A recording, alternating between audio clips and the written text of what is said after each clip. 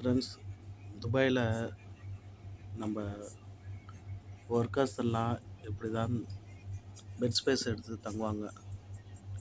ஒரு bed space குறைஞ்சது 10,000 15,000 25,000 30,000 ஒவ்வொரு ஸ்டேட்டஸ்க்கு ஏற்றாப்புல இருக்கும்.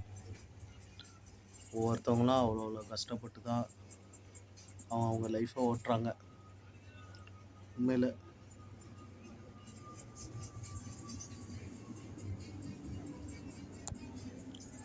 எங்கள் ரூமில் இப்போ கொஞ்சம் ஆல்ட்ரு ஒர்க்கு நடந்துகிட்ருக்கு. பட் ஓகே, இது கொஞ்சம் நல்லா ஓனர் க்ளீனாக இது பண்ணி எல்லாமே கொஞ்சம் நம்மளுக்காக சப்போர்ட் பண்ணிகிட்ருக்காரு.